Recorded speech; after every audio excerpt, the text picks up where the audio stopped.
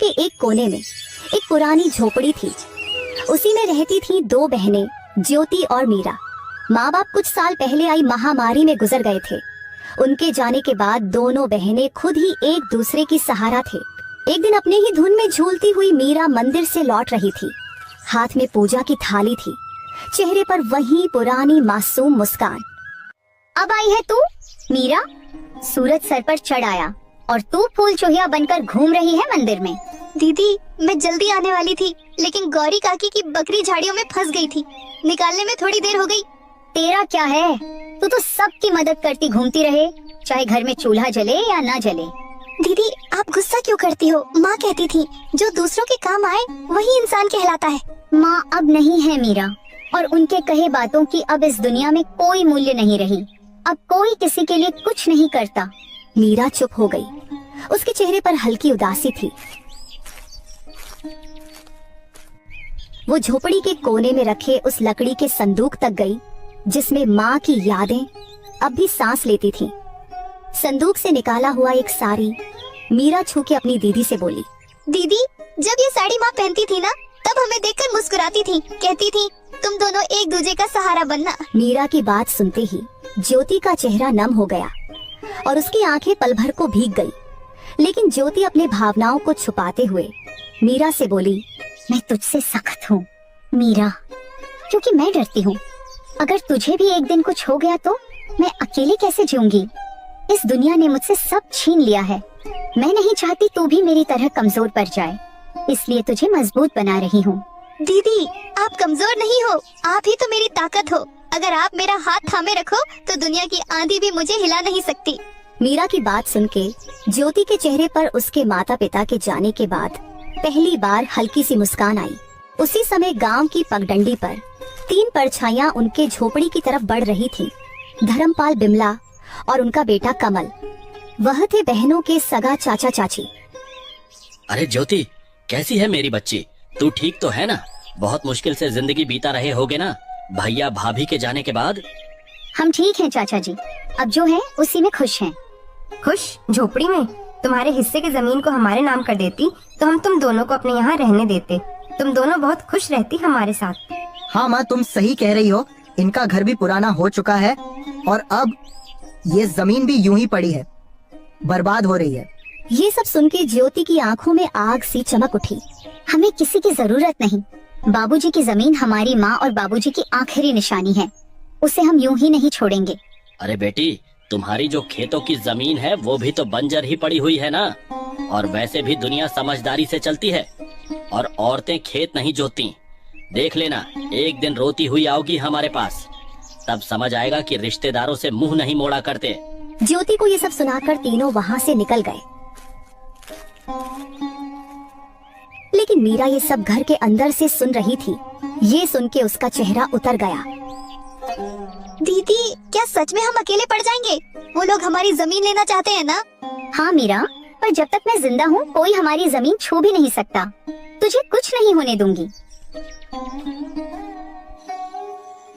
रात को चूल्हे के आगे बैठी हुई मीरा अपनी दीदी से बोली, दीदी, माँ की साड़ी मैंने संभाल के फिर से संदूक में रख दी है। और हाँ दीदी, कल भागवत कथा है गांव में, चलोगे ना? मन को थोड़ा शांति मिलेगा सुन के। लोग बातें बनाते हैं मीरा, ताने मारते हैं और सोचते हैं कि हम प्रसाद के लालच में जाते हैं। पर हम तो अच्छे हैं ना, हमने कभी किसी की मदद नहीं लिया है। हमें डर कर नहीं, डट कर जीना चाहिए दीदी। नहीं, हम नहीं जाएंगे। भगवान सब में है। तुम यही से भगवान को पूजना और मंदिर भी जाना, लेकिन वहाँ जाने की जरूरत नहीं।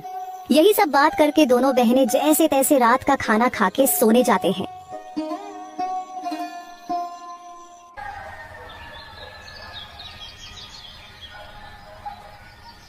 अगली सुबह दोनों बहनें अपनी जमीन को देखने जाते हैं, जिसमें दोनों बहनों ने मेहनत करके थोड़ी सी सब्जियां उगाई थी।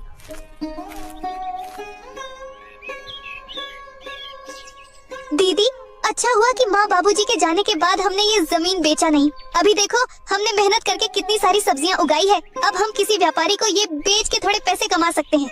हाँ तू ठीक बोल रही है, इसे बेच के कुछ दिन का तो गुजारा हो जाएगा, लेकिन क्या दीदी? ऐसे बेच के हम कुछ दिन ही गुजारा कर पाएंगे, उसके बाद क्या? अरे आप मायूस मत हो दीदी, मुझे सिलाई बुनाई का काम आता है, मैं वो करके घर खर्चे निकालूंगी, आप बस घर संभालना। कोई जरूरत नहीं तुझे ये सब करने की। तू क्या मुझे बेकार समझती है? तू घर पर ही रहना, मैं लोगों के घर काम करने जाऊंगी, और मुझे बांस की सीजे बनाना भी आती है, जो बाबूजी ने सिखाया था। ये करके मैं घर का गुजारा निकाल लूंगी।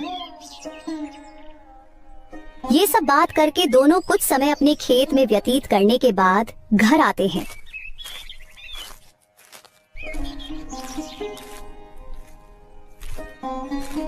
और अपने अपने काम में लग जाते हैं।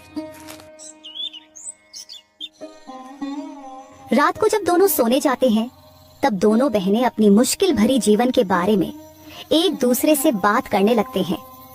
दीदी, माँ बाबूजी के बिना ये रातें और भी डरावनी लगती हैं। सब कुछ खाली खाली लगता है ना दीदी? हाँ मीरा, पर अब हम माँ बाबूजी दोनों की जिम्मेदारी निभा रहे हैं। हमें हार नहीं माननी। ये जमीन, ये घर, सब कुछ उनका दिया हुआ है। हमें इसे बचाना है किसी भी कीमत पर। यही सब तो माँ बाबूजी की यादें हैं। ज्योति बहुत ही हिम्मती थी। वह तो किसी से मदद भी नहीं लेना चाहती, लेकिन उसे अपनी बहन को लेके बहुत चिंता होती थी। अगले दिन जब दोनों बहनें खेत पर पहुंची, तो देखा कि जमीन के बीच एक खूंटी गड़ी हुई थी। दीदी, ये जमीन के बीचों बीच खूंटी कौन गाड़ गया? ये तो कल यहाँ नहीं थी, और न ही हमने इसे गाड़ी है। जरूर इसे कोई यहाँ गाड़ गया है। ये जरूर हमारे चाचा चाची का काम होगा, लेकिन ये काम बिना किसी सरकारी आदमी के नहीं होता। इसका मतलब हमारे खेत को ये लोग बांटने की साजिश चला रहे हैं। उसी वक्त दूर से धर्मपाल आता दिखा, और उसके साथ बिमला और उनका बेटा कमल भी था। तीनों के चेहरे पर अजीब सी मुस्कान थी। अरे बेटियों, घबरा क्यों रही हो? हम तो बस मदद करना चाहते हैं। तुम्हारे माँ बाप के जाने के बाद जमीन की देखभाल जरूरी है, तुमसे अकेले तो होगा नहीं। चाचा जी, आपकी मदद की जरूरत नहीं है हमें। ये जमीन हमारी माँ बाबूजी की निशानी है, इसे किसी के हवाले नहीं करेंगे। अरे बच्चियों, ऐसे कैसे नहीं दोगे? ये जमीन तो तुम्हारी और हमारी। कमल के दादाजी ने अपने दोनों बेटों को बराबर हिस्सा करके दिया था, लेकिन शायद तुम्हारे पिता अपने आखिरी दिनों में तुमसे ये बात बोलना भूल गए। इतने साल तो हम साथ ही खाए पिए हैं। हम तो तुम्हारे भलाई ही चाहते हैं। अब ये दुश्मनी क्यों? दुश्मनी तब शुरू हुई चाची, जब आपने हमें अकेले समझकर हमारी जमीन पर नजर डाली। और चाची, दुश्मनी तो आप लोग हम दोनों से निकाल रही हो। अरे मीरा, इतनी गरज क्यों रही हो? छोटी हो छोटी बनकर रहो, ऐसे बड़ों के बीच मत बोल, समझी?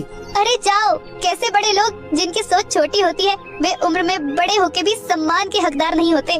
मीरा, तू कुछ मत बोल। और हाँ, अब अगर आप लोग हमारे खेत के पास भी आए तो अच्छा नहीं होगा। हम कमजोर दिखते हैं पर डरते नहीं। धर्मपाल ने सबको चुप कराकर कहा। ठीक है बेटियों, हम कुछ नहीं कहेंगे, लेकिन कानून अपना काम करेगा। जब जमीन के सरकारी कागजात आएंगे तो देख लेना। जब तुम्हारे नाम नहीं निकलेंगे तो खुद समझ जाओगी कि जमीन किसकी है। तीनों वहाँ से चले गए। ज्योति और मीरा कुछ देर तक खामोश खड़ी रहीं।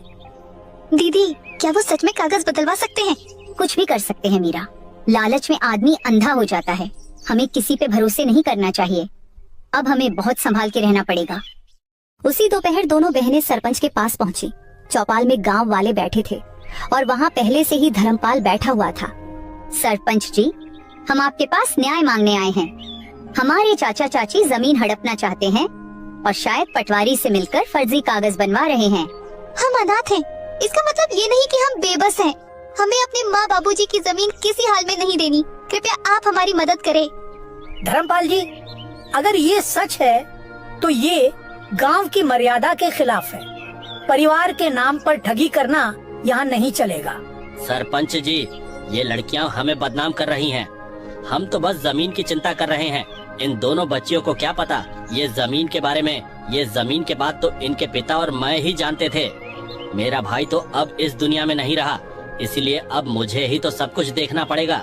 गांव वालों में फुसफुसाहट होने लगी। हमने इन बच्चियों को बचपन से देखा है, ये झूठ नहीं बोल सकती। धर्मपाल के मुंह में राम, बगल में छुरी। हम सब समझते हैं इसके बारे में। सरपंच ने इस बात को अगले दिन पंचायत में विस्तार से निकालने की बात की, और फैसला अगले दिन देने की बात कही। बहनों की आंखों में पहली बार उम्मीद की चमक थी।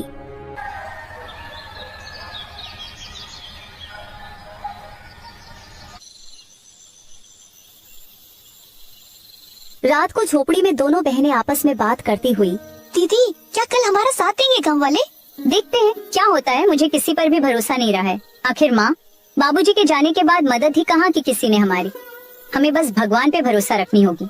माँ बाबूजी तो नहीं है, पर उनका आशीर्वाद जरूर है हमारे साथ। आप देखना दीदी, हमारे साथ कुछ बुरा नहीं होगा। रात गहरी हो चली थी। दूर कहीं उल्लू की आवाज गूंजी और हवा में कुछ सिसकियां थी, और उन सिसकियों में मीरा की भी सिसकियां शामिल थी। दोनों बहनों को चिंता की वजह से नींद भी नहीं आ रही थी। दीदी विश्वास ही नहीं होता है ना कि हम अब अकेले हैं।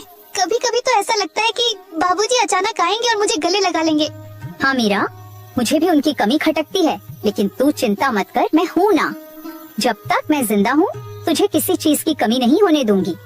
लेकिन दीदी जब माँ बाबूजी गए तब सबने कहा था हम हैं तुम्हारे साथ। फिर धीरे धीरे सब दूर होते गए। चाचा चाची तो जैसे बस हमारे हिस्से की जमीन के लिए ही हमारे करीब थे। ज्योति की आंखों में आंसू थे, लेकिन उसने उन्हें छुपाया। उसे अपनी बहन के सामने कमजोर नहीं पड़ना था। दुनिया बहुत चालाक है मीरा। रिश्ते अब खून से नहीं धन दौलत से बनते हैं, लेकिन हम भी अब चुप नहीं रहेंगे। अगर हमें अपने अधिकार के लिए लड़ना पड़े तो लड़ेंगे।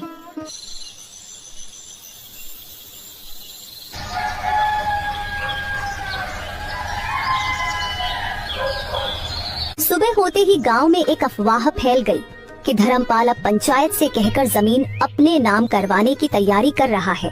गांव की गलियों में लोग कानाफूसी करने लगे। अरे सुन सुग्गो, धर्मपाल ने तो कमाल कर दिया। अपने ही भाई की बेटियों को बेघर करना चाहता है। हाँ काकी, कैसा रिश्तेदार है, अपने ही भतीजों को बेघर करने में तुला हुआ है। इन बातों की भनक ज्योति को लगी तो वो मीरा को लेकर सीधा सरपंच के वहाँ पहुँची। सरपंच जी, हमें आपसे इंसाफ चाहिए था। मेरे माँ बाबूजी की जमीन पर मेरे चाचा जबरदस्ती का दावा कर रहे हैं और आप लोग उनका साथ दे रहे हैं। मुझे आपसे ये उम्मीद नहीं थी। हम कोई अबला नहीं है, हम ऐसे चुप नहीं रहेंगे सरपंच जी। ऐसे कैसे कोई भी आके हमारी जमीन हड़प लेगा। थोड़े समय बाद धर्मपाल, बिमला और कमल भी वहाँ पहुँच गए और वहाँ पर नाटक करने लगे। सरपंच जी, हम तो बस इनकी भलाई चाहते हैं। भाई की मौत के बाद हमने ही इन्हें पाला है, आप तो ये अच्छे से जानते हैं। और अब जब लड़कियां बड़ी हो गईं, तो हमें बदनाम कर रही हैं। जरा सोचिए, क्या यही इंसानियत है? ज्योति बेटी, तुम्हारे चाचा तो ठीक कह रहे हैं। तुम लोग तो एक ही परिवार के हो। परिवार के बीच ये झगड़ा क्यों?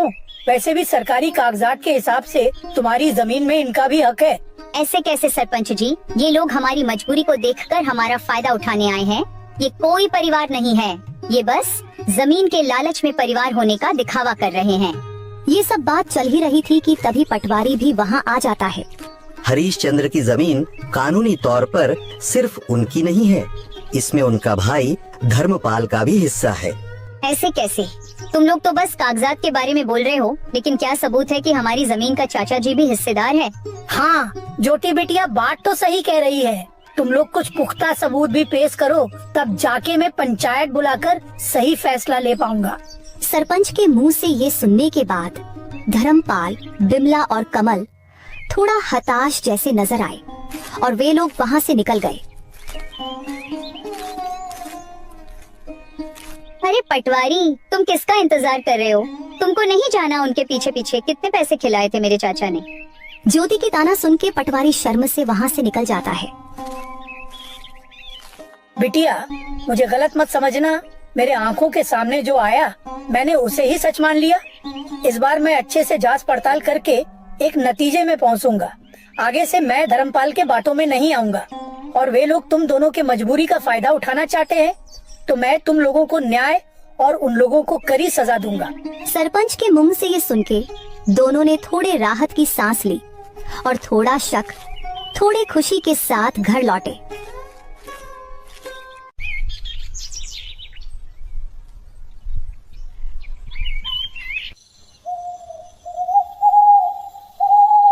रात होते ही दोनों बहनें फिर से चारपाई में बैठ के बात करने लगते हैं।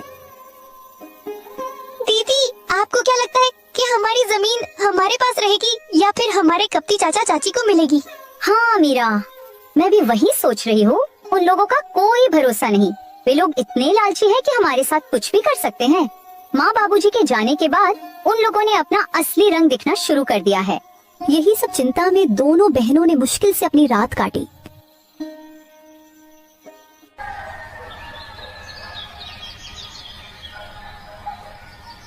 गांव की हवाओं में हल्की सरसराहट थी। आसमान में बादल थे, पर बारिश का कोई नाम ओ निशान नहीं। लेकिन ज्योति और मीरा के मन में बहुत कुछ उमड़ रहा था, जैसे भीतर कोई तूफान उठ रहा हो। घर का आंगन सूना था और बहनों के चेहरों पर चिंता की लकीरें साफ झलक रही थीं। दीदी, आज खेत चले क्या? वो जो पिछली बार की सब्जियां बची थी, कहीं किसी जानवर ने नुकसान तो नहीं कर दिया होगा? कभी कभी किसी की गाय बकरी आ जाती है और पूरा नुकसान कर देती है। हाँ मीरा, चलो, खेत को देखने से मन भी हल्का हो जाता है। और बाकी बची हुई सब्जियां बेचने के लायक हो गई कि नहीं, साथ में देख लेंगे। लेकिन मुझे एक बात को लेकर चिंता है। गाय बकरी का तो पता नहीं, बस कोई इंसान हमारे खेत को नुकसान न पहुंचाए। वैसे भी हमारे अपने ही हमारे जमीन पे बुरी नजर डाले हुए हैं। दोनों बहनें खेत की ओर चल पड़ी। रास्ते में पेड़ों की छाप थी और चिड़िया की सहल पहल।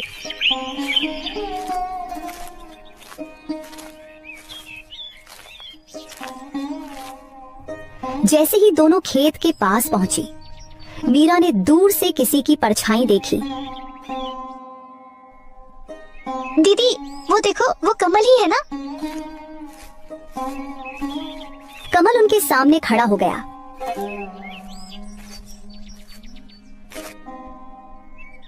आंखों में गुस्सा, चेहरे पर घमंड। वो वहीं दोनों बहनों का रास्ता रोककर उनसे बात करने लगा। बहुत घमंड आ गया है तुम दोनों में। पहले जब हम साथ में रहते थे तब तुम दोनों बहुत मासूम बनने का नाटक कर रहे थे और तो और जुबान भी नहीं खोलते थे, लेकिन अब जैसे गांव की मालकिन बन गई हो तुम लोग। कमल भैया, हमने किसी से कुछ छीना नहीं है, बस जो हमारा हक था वही लिया है। हम आज भी किसी से बैर नहीं रखते और न ही पहले किसी से मेहरबानी लिए थे। तुम लोगों को लगता है कि इतनी आसानी से सब कुछ ले लोगी? ये सब मेरे बाबा की जमीन है। पहले तो प्यार से हमारे साथ रहने को बोल रहे थे तुम लोगों से, लेकिन अब देखना, एक एक चीज छीन लूंगा तुमसे। तुम दोनों को ऐसा सबक सिखाऊंगा कि जिंदगी भर याद रहेगा। मीरा कमल की धमकी से थोड़ा डर गई और डरते हुए ज्योति से बोली, दीदी, इसने फिर धमकी दी है। आप कुछ बोलो ना, ऐसे कैसे ये हमसे सब कुछ छीन लेगा? बहुत हो गया मीरा, कोई जरूरत नहीं इसके साथ झगड़ा करने की। मैं भी देखती हूँ कौन हमसे क्या छीन लेता है। और हाँ कमल, तुम यहाँ से चले जाओ, नहीं तो हम पंचायत में जाके बोल देंगे कि तुम हमें अकेले देख धमकी दे रहे हो। हाँ हाँ, जा रहा हूँ, लेकिन हाँ ज्योति, तुम बहुत ज्यादा ऊपर उड़ रही हो। संभाल के रहना, कब नीचे गिरेगी पता ही नहीं लगेगा। ऐसे ही कमल दोनों को धमकी देके वहाँ से चला जाता है। कमल की धमकी भरी बातें सुन के दोनों थोड़े मायूस हो जाती हैं। ज्योति जो अपने बहन के सामने हिम्मत से खड़ी हुई थी, उसके मन में भी डर था। वो मन ही मन कमल की बातों को लेकर बहुत चिंतित थी। कुछ समय के बाद दोनों बहनें घर लौटे। घर लौटकर दोनों बहनें चिंता में डूबे हुए थे। रोज की धमकी और षड्यंत्र ने दोनों के जीवन में बहुत सारे चिंता और दुख ला दिया था। दीदी, ये लोग हमारे पीछे क्यों पड़े हुए हैं? हमने किसी का क्या बिगाड़ा है? हमारे चाचा के पास तो सब कुछ है। वो लोग हमसे अच्छी जिंदगी जी रहे हैं, फिर भी वे लोग हमारा जमीन हड़पना चाहते हैं। इंसान की लालच कभी खत्म नहीं होती मीरा। भले ही इंसान के पास सब कुछ हो, फिर भी इंसान और चाह के लालच में या तो दूसरे का नुकसान करते हैं या फिर अपनों का ही नुकसान करते हैं। हम तो इनके खिलाफ कोई बड़ी कदम भी नहीं रख सकते। उनके कर्मों का फल उन्हें भगवान जरूर देंगे। ऐसे ही कुछ दिन बीत जाते हैं। एक दिन अचानक धर्मपाल के चावल के मिल में किसी कारण आग लग जाती है। जब दोनों बाप बेटे को ये खबर मिली तो वे दौड़ते हुए वहां पहुंचे। मिल के बाहर लोगों की भीड़ जमी हुई थी, लेकिन गांव वालों ने पहले से ही आग बुझा दिया था। धर्मपाल और उसके बेटे को देख गांव वाले कानाफूसी करने लगे। अरे ये आग ऐसे ही नहीं लगी, ये तो धर्मपाल और उनके परिवार के किए गए बुरे कर्मों का नतीजा है। उन्होंने बिन माँ बाप के उन दोनों लड़कियों को बहुत परेशान किया था। अब देखो क्या हुआ इनके साथ। हाँ भाई, बिल्कुल सही कह रहे हो। मैं भी वही सोच रहा था। भगवान बुरे कर्मों का सजा इंसानों को जरूर देता है। भगवान के घर देर है लेकिन अंधेर नहीं। गांव वालों की बात सुन के दोनों बाप बेटे गंभीर चिंता में चले गए। ज्योति और मीरा के प्रति उनका जो व्यवहार था वो सोच के धर्मपाल को बुरा लगने लगा। तभी दूसरे गांव का एक जमींदार आया जिसके साथ धर्मपाल ये चावल के मिल का व्यापार करता था। अरे ओ धर्मपाल, मिल में तो आग लग गई, मेरे पैसे तो सारे डूब गए। तेरे भरोसे मैंने तेरी जमीन में मिल खुलवाकर व्यापार किया था, अब तो मेरे नुकसान का भरपाई तुझे ही करनी होगी। सेठ जी, पता नहीं ये हादसा कैसे और क्यों हुआ, लेकिन आप निश्चिंत रहे, मैं कुछ न कुछ करूंगा। आप मुझे थोड़े मोहलत दे दो बस। अरे कैसी मोहलत, तेरे साथ व्यापार किया वही तेरे लिए बहुत मदद हो गई। अब मैं तेरे लिए कुछ नहीं करूंगा, मुझे मेरे पैसे वापस कर और उसके बाद तू अपने रास्ते में अपने रास्ते। सेठ जी आप ऐसा मत कीजिए, इस मुसीबत के घड़ी पे आप यूं मुंह मत फेरिए। मैं कुछ भी नहीं जानता, मुझे बस मेरे पैसे चाहिए। बहुत मदद कर सका तुम लोगों की, तुम जैसे लोगों के साथ मैंने व्यापार किया वही बहुत बड़ी बात है तुम लोगों के लिए। कुछ भी करना पड़े करो, बस मुझे पैसे दे दो। ठीक है, फिर आप मेरे इस जमीन को ले लीजिए। इस जमीन से तो आपका थोड़े से कर्ज चूकता हो जाएगा ना। अगर हो जाए तो मैं आपको कल जमीन के कागजात भेज दूंगा, और बाकी के पैसे मैं नहीं दूंगा, क्योंकि आप भी मेरे इस चावल के मिल का हिस्सेदार थे और आपने इससे मुझसे ज्यादा मुनाफा कमाया है।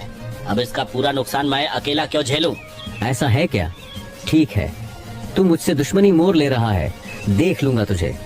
फिलहाल तू मुझे अपनी इस जमीन के कागजात भेज दे, बाकी के पैसे तो मैं तुझसे बाद में वसूलूंगा। जमींदार से ये सुनने के बाद दोनों बाप बेटे हताशा और गुस्से में वहाँ से घर निकल जाते हैं।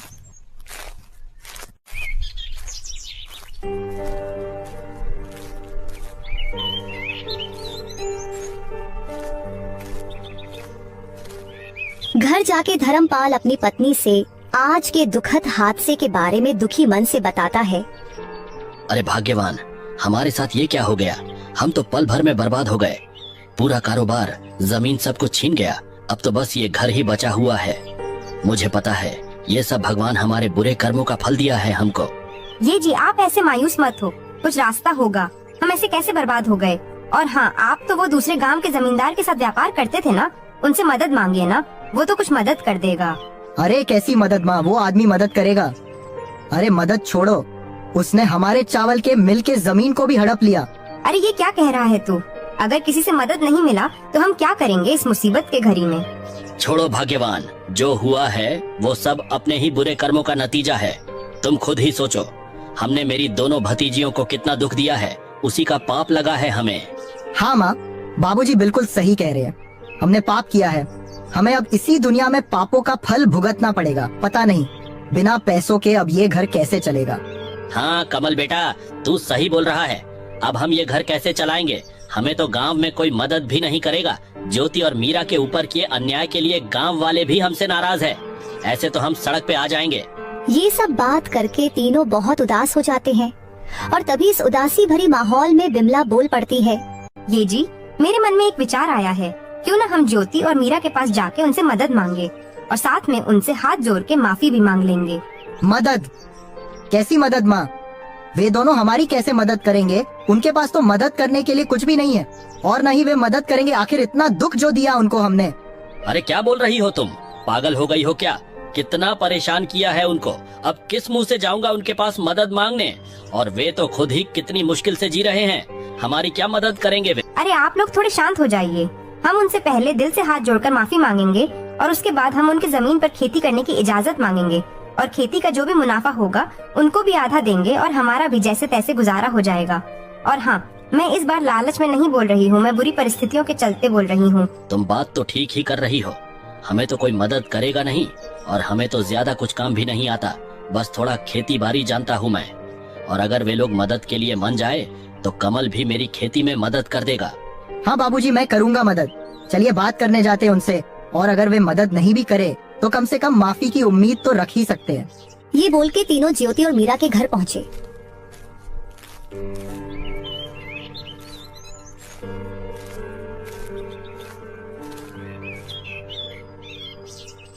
चाचा जी, आप लोग अब यहाँ क्या लेने आए हो?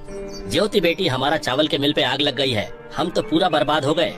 हाँ, मुझे पता चला आपके बारे में और मुझे इस बात का खेद है, लेकिन आप हमारे पास क्यों आए हो? क्या आपको लगता है कि आग हमने लगाया है? नहीं ज्योति, तू हमें गलत समझ रही है। हम तो तुम दोनों से माफी और मदद की आस लेके आए हैं। मदद? कैसी मदद चाची? क्या मदद चाहिए आपको? हम तो खुद ही जैसे तैसे जी रहे हैं, और आप किस हक से मदद मांग रहे हो? हम हैं ही कौन आप लोगों के? बिमला ने गिड़गिड़ाते हुए ज्योति और मीरा को सब कुछ बताया।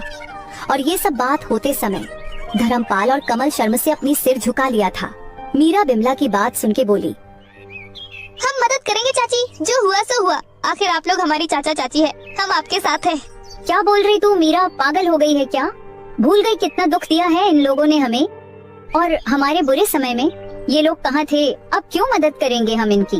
ऐसे मत बोलो दीदी, आज माँ बाबूजी होते तो वे भी इन मुसीबत में इनकी मदद करते। और माँ बाबूजी कहा करते थे कि माफी बहुत बड़ी जीत है और माफ करने वाला ही असली विजेता है। फिर भी मीरा, मैं इन लोगों की करतूत नहीं भूलूंगी। मैं मदद करने के लिए तैयार नहीं हूँ। दीदी, आपको मेरी कसम, कृपया आप उनकी मदद कर दीजिए। और वैसे भी इनको हमारे जमीन पे खेती करने देंगे तो हमारी भी बहुत मदद होगी और हम आगे से हंसी खुशी एक साथ रह पाएंगे। मान जाओ ना दीदी, मुझे माँ बाबूजी की कमी बहुत खलती है, इनके साथ होने से मुझे अच्छा लगेगा। ज्योति मीरा का मासूम चेहरा देख उसकी खातिर मान जाती है। और धर्मपाल, बिमला और कमल ने भी हाथ जोड़ के दोनों से माफी मांगते हैं और वादा करते हैं कि आगे से कभी भी उनका बुरा नहीं सोचेंगे।